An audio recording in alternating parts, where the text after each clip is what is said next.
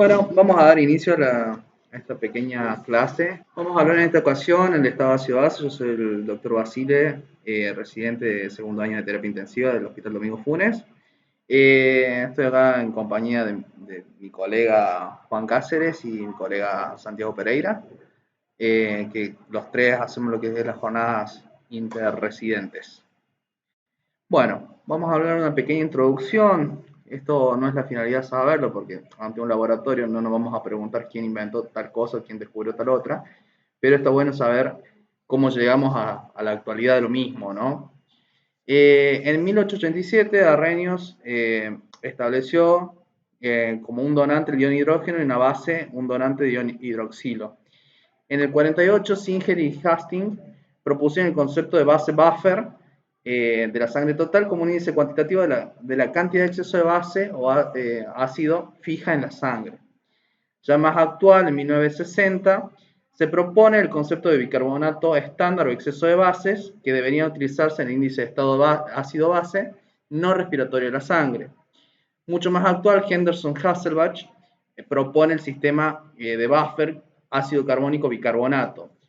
Y se le suma Stewart, corríjame si no es la pronunciación, en el 1983, proponiendo lo que sería la diferencia de los iones fuertes y los iones débiles con el principio de electroneutralidad y conservación de masas. Actualmente vamos a estudiar la gasometría con estos tres principios, desde ASRU, con el exceso de base, el Henderson-Hasselbalch con el sistema ácido carbónico bicarbonato y Stewart con la diferencia de los iones fuertes. Primero que nada, los gases en sangre arterial. Antes de ponernos a estudiar cómo sería la interpretación, debemos establecer cómo sería la obtención del material, porque esto depende muchísimo también lo que va a ser la interpretación de la misma. Obviamente, si nosotros tomamos una muestra de una manera errónea, no esperemos que sea totalmente fidedigno lo que estamos viendo. Primero que nada, se deben establecer ciertos conceptos, por ejemplo, una FiO2 es estable por lo menos 10 minutos del paciente. Es decir, nosotros no podemos cambiar una máscara de Venturi de 28 de FiO a una de 50 y esperar tener los resultados inmediatamente. No, tenemos que esperar.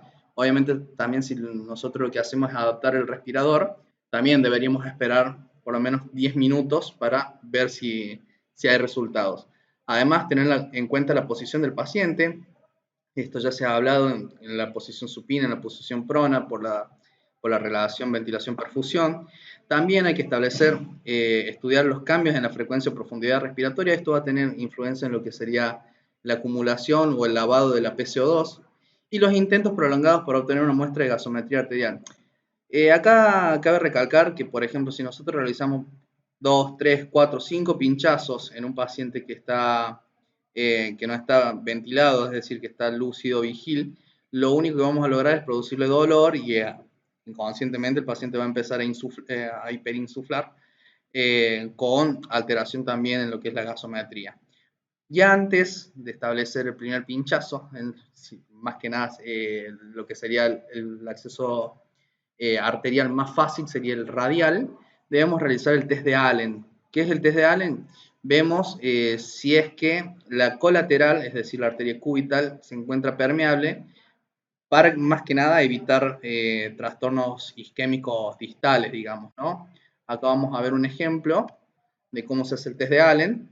Se presionan ambas arterias y se suelta la cubital. Vamos a ver cómo se produce un arco. En realidad se reperfunde y se siente inclusive un cosquilleo. Yo ya lo he intentado conmigo, bastante graciosa la sensación. Bueno, en cuanto a la obtención de muestras, se va a realizar con jeringas comerciales que están destinadas a la toma de muestra de gasometría arterial, que ya están heparinizadas, o bien heparinizamos una jeringa, ya sea de 3 mililitros, no necesitamos más que eso, y la aguja tiene que ser calibre 21G, que puede ser una intramuscular o una endovenosa. Obviamente no vamos a pretender usar una intramuscular en un acceso radial, pero sí si queremos hacer una femoral. El abordaje de la arteria se realiza con un ángulo de 45 grados. Inmediatamente después de la entrada al vaso, la sangre va a salir de una manera pulsátil. Vamos a ver cómo empieza a subir el émbolo. Si nosotros atravesamos la arteria, dejamos de ver este movimiento del émbolo y lo vamos a lograr si empezamos a retraer de manera muy lenta. Vamos a poder obtener nuevamente la canalización de la arteria y poder tomar bien la muestra. Luego de tomada la muestra, se realizan movimientos rotatorios para que la heparina tenga acción sobre la muestra y no se coagule. Luego, obviamente, no tenemos que olvidarnos del paciente, tenemos que aplicar una presión por lo menos 5 minutos para lograr la coagulación y formar el tapón de coágulo para que no pierda sangre. Dificultades en la colección y análisis e interpretación. Primero que nada, hay que establecer que va a haber distintos errores. Por ejemplo, en una pseudohipoxemia, cuando nosotros tenemos un paciente que tiene una trombosis, una leucocitosis, nosotros tomamos la muestra y no la procesamos de manera inmediata. La dejamos estar, por decir, y se va consumiendo y se va produciendo dióxido de carbono, se va produciendo inclusive una acidosis, bueno, va a modificar el pH. La pseudoacidosis, bueno, justamente los leucocitos generan cantidad excesiva de dióxido de carbono y también cuando nosotros no contabilizamos la cantidad de heparina. Me olvidé decir que la cantidad necesaria de heparina es cargar heparina y eliminarla por completo. Lo que quede en las paredes de la jeringa es suficiente. En cuanto a la presencia de aire, lo único que va a hacer aumentar la PO2 y disminuir la PCO2. Esto también depende de la cantidad de aire. Obviamente, si hay una relación 1:1 entre la muestra de sangre y el aire, se va a ver altamente modificada. No va a ser una muestra apta.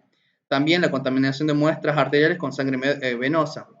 Esto se debe en principio al consumo de los componentes, bueno, la parte oxigenada, que a nivel periférico va disminuyendo y va aumentando los productos, el dióxido de carbono, el bicarbonato. Bueno, en realidad la saturación va a ir disminuyendo a medida que se va llegando a las porciones más periféricas. Quiere decir la parte venosa más que nada, no la parte arterial. Entonces, si nosotros tenemos una contaminación de sangre venosa, primero que nada no va a coincidir lo que nos muestra el monitor de la saturación con la saturación de la muestra, digamos, ¿no? Y a la vez va a haber un aumento de la PCO2 y una disminución de la PO2 esperable. En cuanto a lo que es el pH arterial y el pH tisular, también habla de lo que hay una diferencia, es mínima, pero bueno, hay que tenerla en cuenta. Los riesgos, bueno, obviamente de lo que es la toma de la muestra, va a ser infección de la zona de punción si no limpiamos la zona con clorhexidina o con alcohol. Puede haber trombosis arterial, esto cuando no se tiene en cuenta lo que es el test de Allen, o una isquemia distal en caso de que los pacientes tienen vasopresores como noradrenalina o tienen una enfermedad de base como el síndrome de Raynaud. También hay traumatismo nervioso directo o indirecto. El directo es cuando directamente lastimamos el nervio, o indirecto si es que se produce un hematoma con compresión del nervio. Conceptos básicos de la determinación de gases en sangre arterial. Primero que nada vamos a tener en cuenta lo que va a ser el pH. El pH es el logaritmo común negativo de la concentración del ion hidrógeno. No es necesario saber quién inventó el logaritmo ni justamente esta definición. Lo importante es saber el valor normal, que va a ser 7,35 a 7,45. Y el valor vital va a ir desde 6,8 hasta 7,6. Corríjame si me equivoco. La PCO2, que va a ser medida por el laboratorio, va a ir entre los 35 y los 45 milímetros de mercurio, mientras que la PO2 va a manejar valores entre 80 y 90 milímetros de mercurio. Obviamente estamos hablando de una muestra arterial apta. A su vez, aparece el bicarbonato, que no es medido, sino se calcula a partir de unas tablas de un homograma derivado de la ecuación de Henderson-Hasselbalch y se mide a partir del pH y la PCO2. De manera similar se va a medir lo que es la saturación arterial de oxígeno, que se informa como saturación, que no es medida sino calculada a partir de la PO2. Alteraciones en la oxigenación, bueno, vamos a encontrar distintos digamos, situaciones en las cuales nos vamos a encontrar en el laboratorio. Predominantemente el oxígeno se encuentra unido a lo que es la hemoglobina. hay un pequeño porcentaje de oxígeno libre que la verdad que no suma a la ecuación, pero en situaciones especiales, como por ejemplo cuando el paciente se encuentra en una cámara hiperbárica, dicen que puede llegar hasta 2000 de PO2. Yo todavía no lo he visto, así que tengo dudas de esto que estoy comentando. En cuanto a lo que es la hipoxemia, va a haber tolerancia dependiendo no solamente de la desaturación, sino también de los mecanismos compensadores del paciente. Hipoxemia vamos a hablar de cuando disminuye por debajo de 60 milímetros de mercurio. Acá vamos a ver un pequeño cuadrito donde lo óptimo sería de 60 milímetros de mercurio para arriba, y cuando encontramos de 60 a 50 milímetros de mercurio va a predominar el malestar, obnubilación, náuseas, vértigo, alteración, incoordinación, alteración del juicio. Entre 50 y 35 milímetros de mercurio predomina lo que es la confusión, se parece a una intoxicación alcohólica. Debajo de 35 milímetros de mercurio se enlentece la diuresis y se desarrolla una bradicardia refractaria a la atropina. Hay una cierta acidosis láctica que también aparece. Debajo de 25 milímetros de mercurio hay pérdida del conocimiento, hay alteración de la ventilación por minuto que desciende con depresión del centro respiratorio, y por debajo de esto, obviamente, estamos hablando de paciente muerto. Alteraciones en la oxigenación, volvemos, hablamos de la hipoxemia, ahora vamos a hablar de la hiperoxia. Las altas concentraciones de oxígeno van a reemplazar el nitrógeno del pulmón, inclusive en las regiones donde no está ventilado. ¿Qué es lo que produce esto? El nitrógeno, la ausencia de nitrógeno va a producir atelectasia con distensibilidad pulmonar disminuida. Si bien también se puede pensar de que las altas tensiones de oxígeno pueden desviarse hacia otras cadenas metabólicas con aparición de especies reactivas de oxígeno, como los peróxidos y oxidantes perjudiciales, que lesionan directamente el tejido bronquial y parenquimatoso. Vamos con lo que sería la modificación de la PCO2. Esto se va a ver en las alteraciones de la ventilación. Vamos a tener hipercapnia con aumento de la PCO2, obviamente eso es lo que significa hipercapnia. La PCO2 va a tener efecto positivo o negativo dependiendo de su concentración según el flujo sanguíneo cerebral, el pH y el tono adrenérgico. El aumento de la PCO2 deprime la conciencia, probablemente como resultado de la acidosis intraneuronal y el excesivo flujo sanguíneo cerebral. La estimulación adrenérgica que acompaña la hipercapnia aguda hace subir el volumen cardíaco y aumenta la resistencia vascular periférica. Acá un dato importante, se habla de lo que se llama la hipercapnia permisiva, porque un aumento de la PCO2 va a mejorar lo que es el flujo sanguíneo y además va a disminuir la liberación de calcio flujo sanguíneo, a nivel cerebral, va a disminuir también la liberación de calcio sarcoplasmático y la respiración mitocondrial, reduciendo así los intermedios metabólicos inflamatorios. En cuanto a la hipocapnia, un descenso abrupto de la PCO2 reduce el flujo sanguíneo cerebral, esto es lo contrario de lo que venimos hablando, va a aumentar el pH neuronal y reduce el calcio ionizado disponible, produciendo disturbios en la función nerviosa cortical y periférica. ¿Cómo vamos a evaluar la concentración del ion hidrógeno? Los iones hidrógenos o hidrogeniones, a partir de ahora, son pequeños y altamente reactivos. Van a reaccionar de una manera mucho más rápida y más fuerte que el sodio y el potasio, que también son positivos, hacia las moléculas cargadas negativamente. Los sistemas buffer corporales desempeñan un papel importante en este proceso regulatorio. Los sistemas buffer son los sistemas que tienen capacidad de liberar o captar hidrogeniones para mantener un pH relativamente normal o dentro de los parámetros vitales, digamos, ¿no? Eso va a ser como una adaptación, digamos, llamémoslo así, por la velocidad con la que va a actuar sobre la concentración de hidrogeniones, y la compensación lleva un periodo de tiempo un poco más prolongado, digamos, ¿no? Y la compensación la va a realizar los riñones y los pulmones, que acá dice, bueno, que tiene un papel importante en el mantenimiento del equilibrio ácido-base. En cuanto al exceso de base, se va a definir como una normalidad metabólica que corrige el pH hasta 740, ajustando en primer término la PCO2 a 40 milímetros de mercurio. Es un poco complejo de entenderlo, pero se calcula a partir de los valores observados del bicarbonato y del pH. El exceso de base va a ser igual entonces al bicarbonato más 10 del producto de la diferencia de pH con 740 menos 24. El exceso de base negativo significa que los depósitos de bicarbonato están deplecionados. Volvemos a los sistemas buffers. Lo más importante va a ser el sistema dióxido de carbono bicarbonato. Ácido carbónico lo marca acá. Dentro de la hemoglobina tiene una enzima que se llama anhidrasa carbónica que convierte agua y dióxido de carbono en ácido carbónico, y este a su vez va a liberar el hidrogenión y va a quedar bicarbonato y un hidrogenión, que este se va a poder unir o soltarse dependiendo justamente de las necesidades del pH. También permiten evaluar clínicamente si está en presencia de un problema de origen respiratorio metabólico. Esto ya lo vamos a ver un poco más adelante. Y la relación que va a haber entre el dióxido de carbono y el bicarbonato va a ser 20:1. La fórmula es la siguiente. Tampoco pretendo que la sepamos de memoria en estas situaciones.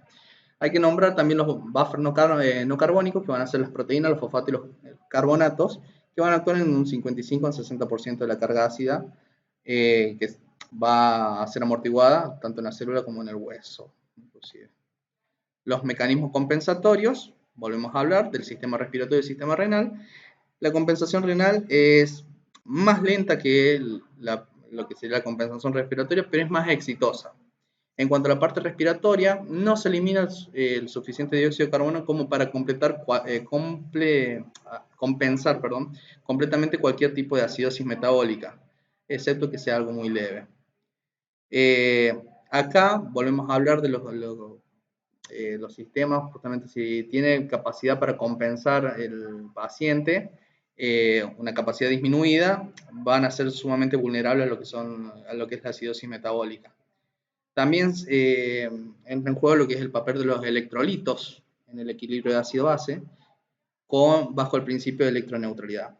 Esto es un tema bastante complejo como para hablarlo dentro de una hora. Vamos ya ahondando un poco en la parte práctica, digamos, ¿no? Vamos a hablar de lo que serían las alteraciones del equilibrio ácido-base. Vamos a tener tres situaciones si nos enfrentamos a un laboratorio, una gasometría arterial.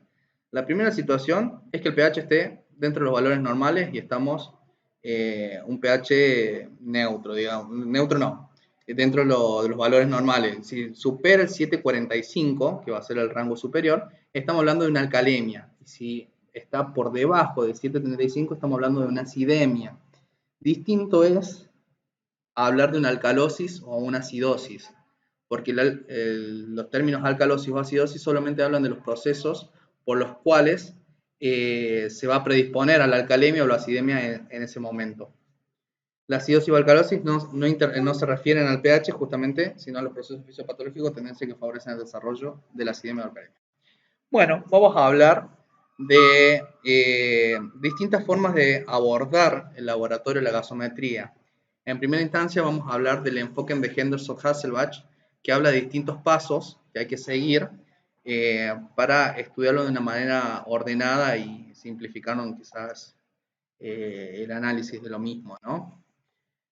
El análisis paso a paso del equilibrio de ácido-base, se van a tener en cuenta tres factores específicos, y van a ser el pH, la PCO2 y la relación que va a haber en la PCO2 y el bicarbonato. Esto acá vamos a aplicar fórmulas. También se tiene que tener en cuenta la consideración de la brecha aniónica, que contribuye a información de apoyo. Bueno, vamos a ver justamente tres situaciones exactamente. Por ejemplo, nos encontramos frente al pH donde no hay trastorno de equilibrio ácido-base. La segunda situación sería que existen dos o más trastornos con efectos perfectamente contrapuestos del pH. Y la tercera situación es que se ha producido una compensación fisiológica casi completa de uno o más trastornos primarios. Bueno, vamos a la primera situación. Nos encontramos frente a un paciente acidémico. Bueno, ya encontramos que el pH está por debajo de 735. ¿Qué es lo que qué es lo que debemos ver, visualizar seguidamente? Es la PCO2. Si está elevada o está disminuida. En este caso, si está elevada, nos habla de que hay una acidosis predominantemente respiratoria. Luego de eso hay que estudiar el bicarbonato. ¿Cómo esperamos encontrarlo? Y acá es donde sacamos la calculadorita. Si la concentración del bicarbonato aumenta entre 0,1 a 0,35 unidades de modificación del delta de PCO2, es decir, el PCO2 que tenemos y el PCO2 que debería existir, estamos hablando de una compensación metabólica. Ahora bien, si nosotros encontramos que hay un aumento menor a este rango que nosotros esperamos encontrar, estamos hablando que a este proceso de acidosis respiratoria se le suman una acidosis metabólica. Por el contrario, si superan el rango este, estamos hablando de una alcalosis metabólica. En cuanto a un paciente acidémico con una PCO2 disminuida, estamos hablando de que la acidemia o la acidosis está producida por algo que no es respiratorio. En este caso vamos a pensarlo de algo metabólico. Para cualquier valor encontrado del bicarbonato, nosotros tenemos que ajustar nuestra fórmula para ver si es que está compensado o si es que hay un trastorno que se le va a sumar a esta acidosis metabólica, digamos, ¿no? Entonces vamos a calcular la PCO2 esperada, que va a ser igual a 1,5 por el bicarbonato encontrado, más 8, más menos 2. Más menos 2 es un desvío estándar. Groseramente, esto también puede ser calculado entre 1,0 y 1,3 por el delta de la PCO2 por cada mil equivalente de cambio del bicarbonato. En cuanto al paciente acidémico, la compensación respiratoria de una acidosis metabólica es más rápida pero menos completa. Vuelvo a decir, si la PCO2 es igual al valor esperado, estamos hablando de una compensación respiratoria. Si excede el valor esperado, estamos ante una acidosis respiratoria como una acidosis metabólica. Y cuando el valor de la PCO2 observada no alcanza el valor esperado, estamos hablando de una acidosis metabólica y una alcalosis respiratoria. Entonces, ya más adelante, con un par de gráficos, va a ser mucho más comprensible. Bueno, segunda situación, nos encontramos ante un pH que supera el 7,45, tenemos un paciente alcalémico. ¿Qué dijimos que hay que estudiarlo primero? La PCO2. La PCO2 puede estar tanto baja como alta. Si encontramos una PCO2 baja, estamos ante el diagnóstico de una alcalosis respiratoria. Obviamente, seguido de eso, tenemos que estudiar el bicarbonato. ¿Cómo se tiene que encontrar? De 0,2 a 0,5 veces el delta del PCO2. Ahora, si hay un fracaso, o sea, si está por debajo de 0,2 veces, también estamos hablando de una alcalosis metabólica superpuesta. Y si supera el 0,5 veces del delta del PCO2, hay un componente con una acidosis metabólica. La PCO2 observada más alta indicaría la presencia de una acidosis respiratoria simultánea. Obviamente, si nosotros tenemos un paciente con una alcalemia, un pH arriba de 7,45 y tenemos una PCO2 alta, entonces nosotros tenemos que pensar que el origen es más bien metabólico. Vamos a hablar de otro enfoque. ¿Se acuerdan que hablamos de Stewart? Corríjame, vuelvo a decir si se pronuncia así. Diferencia del ion fuerte. Propone que todos los líquidos corporales van a cumplir la regla de electroneutralidad, como también la conservación de masa. Destaca la presencia de agua que se va a disociar en hidroxilo e hidrogeniones. Va a haber iones fuertes y ácidos débiles. Los iones fuertes principalmente va a ser el sodio, el potasio y el cloro y ciertas moléculas o compuestos como el lactato. Los ácidos débiles son compuestos incompletamente disociados. Acá propone tres variables dependientes, que va a ser el bicarbonato, el pH y las concentraciones de hidrogeniones, y variables independientes, que van a permitir la modificación de las variables dependientes. Las variables independientes van a ser la PCO2, la cantidad de todos los ácidos débiles, denominada ATOT, que se va a calcular la albúmina y los fosfatos, y la diferencia del ion fuerte se puede simplificar con la siguiente fórmula: sodio más potasio menos cloro. Esto va a tener un valor normal. Vuelvo a decir, no pretendo que nos aprendamos la fórmula de la cantidad de los ácidos débiles, sino en valores normales. Por ejemplo, la diferencia de los ácidos de los iones fuertes tiene que estar en un rango entre 40 y 42. Si hablamos de que supera estos 42.000 equivalentes, estamos hablando de una alcalosis metabólica, y si es menor a los 40.000 equivalentes, que sería el rango menor, estamos hablando de una acidosis metabólica. En cuanto a las variables independientes, volvemos a decir, una CID menor a 40, estamos hablando de una acidosis metabólica, en ejemplo, acidosis hiperclorémica. Y una CID mayor a 42, estamos hablando de una alcalosis metabólica. Con ambos métodos nos podemos acercar directamente, muy cerca, podemos llegar al diagnóstico de la patología, ¿no? Ya vamos a ver en qué situaciones se va a dar los laboratorios o qué pretendemos esperar de la gasometría en distintas situaciones. Hay que hablar, además, de la presencia del anion gap. El anion gap puede ser definido como la disparidad que hay entre las concentraciones determinadas entre cationes y aniones séricos. La brecha aniónica, que sería la traducción al español, está basada en el principio de electroneutralidad y la fórmula simplificada va a ser anion gap es igual a sodio menos la suma de bicarbonato y cloro, que se tiene que encontrar en un valor entre 8 y 12 milimoles. Esto tiene particular importancia en determinadas situaciones, más que nada en lo que sería la acidosis metabólica. Si nosotros estamos ante una acidosis metabólica, ya vamos a ver ejemplos, nosotros podemos determinar si el anion gap está muy elevado o está en valores normales y ya directamente nos vamos pensando la etiología del causante de esto, ¿no? Por ejemplo, dice, con una brecha aniónica mayor de 25 milimoles, hay una acidosis orgánica siempre presente. La segunda situación es cuando se diagnostica una alteración mixta, es decir, un equilibrio ácido-base mediante el cálculo se va a realizar el delta-delta. El delta del anion gap observado menos el anion gap normal sobre la diferencia entre el bicarbonato normal y el bicarbonato observado. De acá vamos a encontrar de que si se asemeja o supera el 1, este diferencial, va a haber una alcalosis metabólica, va a haber una fuente adicional de bases. Y si está por debajo del 1, de este diferencial, va a implicar una fuente adicional de ácidos, una acidosis metabólica sin brecha aniónica. En otras palabras, esto indicaría, en el menor de 1, que se ha consumido más bicarbonato de lo que se espera. Y existe una tercera situación en la cual vamos a utilizar el anion gap, que va a ser la brecha aniónica, para la detección de trastornos seleccionados que se producen cuando la brecha es baja. Por ejemplo, la hipoalbuminemia.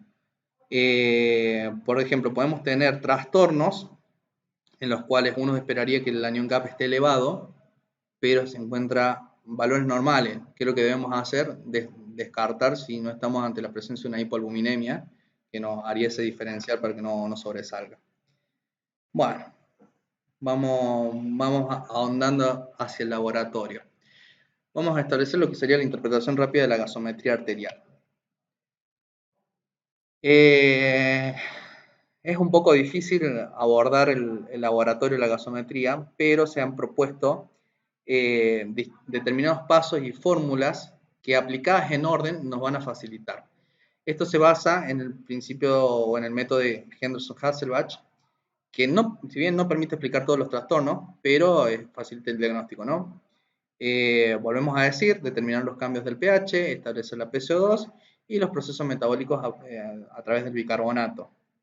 También a esto, históricamente, como dijimos en la primera parte, se le fueron sumando nuevos conceptos como la presencia del exceso de base, la brecha de aniones, el anion gap, y más recientemente Stewart con el método de la diferencia de los iones fuertes. Bueno, vamos a los 3 pasos, 3 fórmulas. El primer paso va a ser determinar si estamos ante una acidemia o alcalemia, los valores normales, 735 a 745 de pH. Segundo paso, determinar si hay acidosis o alcalosis respiratoria, valor normal de la PCO2 es 35 o 45 milímetros de mercurio. Y tercer paso es determinar el exceso de base. Acá ya no es el bicarbonato, es una forma también de poder interpretar. Si es normal o anormal, los valores normales van de menos 2 a 2. En cuanto a las fórmulas que vamos a utilizar, es para calcular la compensación luego de establecer el trastorno primario. Por ejemplo, la PCO2 alterada en una acidosis metabólica va a ser 1.5 por bicarbonato más 8, con una desviación estándar de 2. Y si estamos en una alcalosis metabólica, tenemos 0,7 por bicarbonato más 21, desviación estándar 2. El exceso de base también podemos establecerlo como la diferencia de la PCO2 menos 40 por 0,4, que en acidosis y alcalosis nos va a indicar, que se tiene que aplicar en acidosis y alcalosis respiratoria crónica. Bueno, esto es un poco más gráfico lo que acabo de explicar.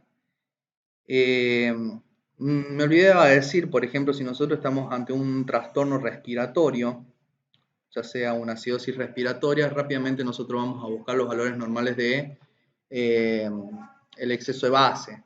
Si nosotros encontramos el exceso de base en un rango de menos 2 a más 2, estamos hablando de algo agudo. Si encontramos por fuera de este margen, estamos hablando de un proceso crónico. Y ahí es donde se aplica la fórmula del exceso de base que ya habíamos hablado, que es la PCO2 menos 40 por 0,4. A su vez, si estamos en una acidosis respiratoria crónica, si supera este exceso de base esperado, estamos hablando de una alcalosis metabólica sobreagregada. Si está por debajo, estamos en una acidosis metabólica agregada. Lo contrario pasa en la alcalosis respiratoria. Cuando tenemos un exceso de base esperado mayor, estamos hablando de una acidosis metabólica agregada, y si es menor, estamos en una alcalosis metabólica agregada. Una forma también gráfica de poder abordar. Vamos a ver el pH, si es normal o anormal, inmediatamente la PCO2, inmediatamente el exceso de base. Acá, un pequeño aporte de mi jefa. Otra forma de abordar, en este caso no toma el exceso de base, sino el bicarbonato. Tenemos primero el pH, después vamos a ver la PCO2, si estamos en una acidosis respiratoria. Acá tenemos las posibles causas. Por ejemplo, si estamos ante una acidosis respiratoria, ver si es agudo o crónica. Puede haber obstrucción de la vía aérea en el EPOC, en asma, disminución del drive central, medicamentos, aumento de la producción de CO2. En cuanto a la alcalosis respiratoria, puede haber aumento del drive, puede haber hipoxemia, dolor, encefalopatía hepática, embarazo, salicilatos. Si estamos hablando de lo que es lo metabólico, una alcalosis metabólica puede ser síndrome de Bartter, creo que era una afección al túbulo enlace ascendente de Henle, laxantes, vómitos, diarrea, diuréticos, post-hipercapnia, regaliz, ingestión de álcalis, concentración de alcalosis, bueno, endocrina. En cuanto a lo que sería causas de acidosis metabólica, debemos establecer si en la anión GAP hay diferencial, o si no hay diferencial o si hay diferencial. Si no hay diferencial, vamos a tener una acidosis tubular renal, pérdidas gastrointestinales, endocrinos, salicilato, hiperalimentación. En cuanto a la anión GAP, acidosis metabólica, acidosis láctica, metanol, aspirina, fallo renal, raptomiólisis, ketona, tolueno, serían las principales causas. Bueno, siguiente. Acá vamos a ver un pequeño cuadro de cómo nos encontramos y qué es lo que tendríamos que esperar. Por ejemplo, si estamos ante una acidosis respiratoria, vamos a, primero que nada, ante una acidosis metabólica la vamos a diagnosticar porque disminuye el bicarbonato. ¿Cómo pretendemos encontrar el dióxido de carbono? También disminuido, tratando de compensar. La fórmula va a ser la PCO2 1.2 por cada diferencial de bicarbonato. En cuanto a la alcalosis metabólica, ¿qué es lo que pretendemos encontrar? El bicarbonato aumentado y el dióxido de carbono compensando. En cuanto a la acidosis respiratoria, vamos a separar la aguda crónica. Vamos a tener, primero que nada, la PCO2 elevada con un bicarbonato disminuido, aumentado, también tratando de compensar. Y en la alcalosis respiratoria, una disminución de la PCO2 con una disminución del bicarbonato tratando de compensar, digamos, ¿no? Acá vemos un poco más de lo que sería la etiología de la acidosis metabólica. Voy a dejar para que se lea. Perdón, dilución, no dilución.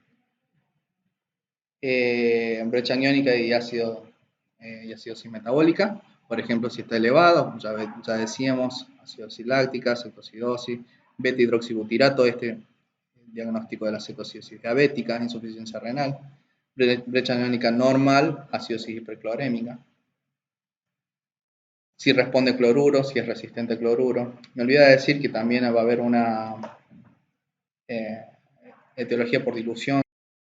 Bueno, en cuanto a lo que serían los trastornos respiratorios, en cuanto a la acidosis, vamos a ver obstrucción de la vía respiratoria superior, trastornos que afectan el intercambio gaseoso, ya sea síndrome de distrés respiratorio, edema pulmonar, asma, neumotórax. Si es algo crónico, ya vamos a hablar del EPOC, la obesidad extrema y la ventilación mecánica, la hipercapnia permisiva. Vamos a ver un poco de ejercicio, no sé si lo quieren que lo veamos. Acá vemos, por ejemplo, nos encontramos ante un pH de 7,27.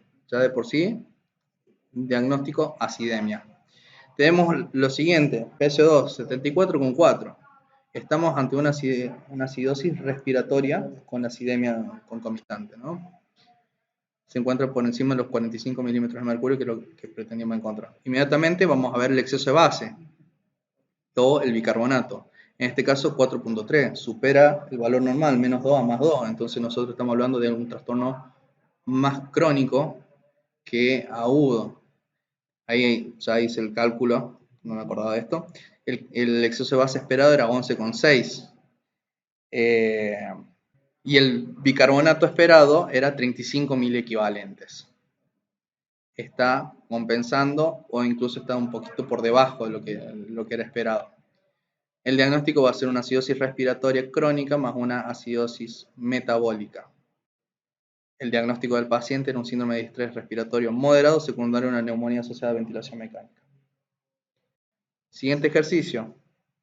Acá vemos un pH 7,36, está dentro de los valores normales, ¿no? Vemos una PCO2 de 39,3, valor normal. Acá llama la atención, PO2 29,1. ¿Es normal? No es normal. No, no es normal. Seguimos buscando bicarbonato 21,5, sí, está dentro de los valores normales. Exceso de base menos 3,6. Bueno, saturación de oxígeno 53%. Primero a plantearse, ¿es una muestra arterial? No, no es una muestra arterial. ¿Por qué? Porque la saturación está por debajo del 60%, la PCO2 supera la PO2. Es una gasometría venosa. En cuanto a este ejercicio, si bien no se nota, no es la mejor definición, está bastante bueno el laboratorio de este paciente. Tiene un pH 6,93. Estamos casi al límite de lo que es un pH vital, digamos, ¿no? Estamos hablando de una acidemia. Hay que buscar lo siguiente, PCO2. La PCO2 está en 25, está muy por debajo de nuestro valor menor, que es 35. Entonces estamos hablando de una acidosis metabólica, que está tratando de compensar la PCO2. Vamos a ver el bicarbonato, 5,1. Y el exceso de base. El exceso de base está menos 26,3, cuando el esperado es 11,6. El anión GAP, que se ha calculado ahí, es de 28,9. El diagnóstico, tenemos una acidosis metabólica y una acidosis respiratoria. El anión GAP lo he señalado en esta situación porque también es diagnóstico de una patología que siempre va a cursar, que se llama cetoacidosis diabética. El paciente habría ingresado con el diagnóstico de cetoacidosis diabética y un shock cardiogénico. Este es un laboratorio que me han pasado recientemente. Está muy reciente, está calentito. Donde tenemos un pH 6,85. O sea, tenemos una acidemia. Vamos a ver el dióxido de carbono, 10,8. Vamos a ver el de la izquierda, ¿no? 10,8. Estamos ante una acidosis metabólica, tratando de compensar la parte de la parte respiratoria. Siguiente, vamos a ver el exceso de base, menor a menos 30. El bicarbonato 1,9. ¿Qué es lo que vamos a buscar nosotros? Tenemos, vuelvo al machetómetro, tenemos una acidosis metabólica donde el exceso de base está por debajo. A ver, vamos a los cálculos. Retrocedamos.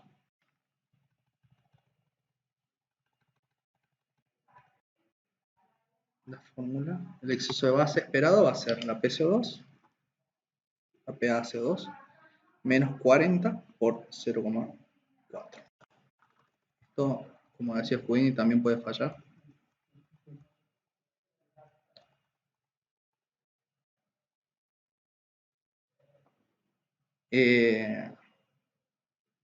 Dijimos la PCO2, 10,8, sacamos la calculadorita, menos 40.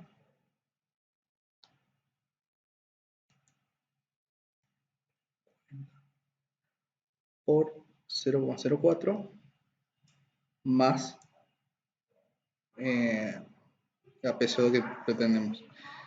El exceso de base tendría que estar en 33, está muy por debajo de lo mismo.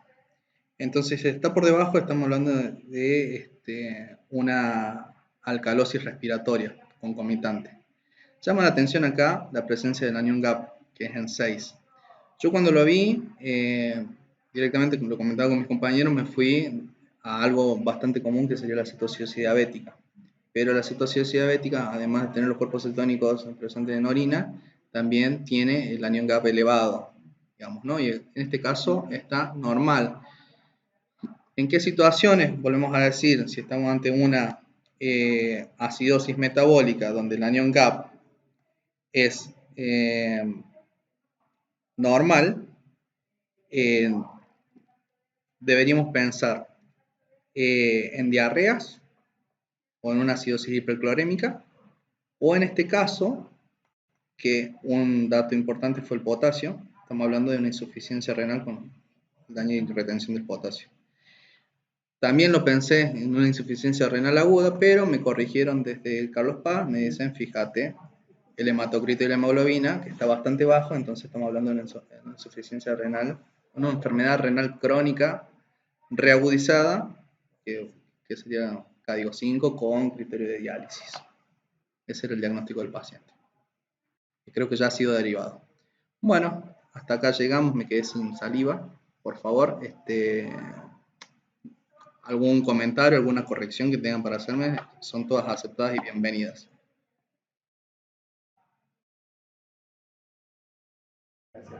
Se me entraron a comprender toda la fórmula. Sí, es que yo sabía que se te iba a sentir, no,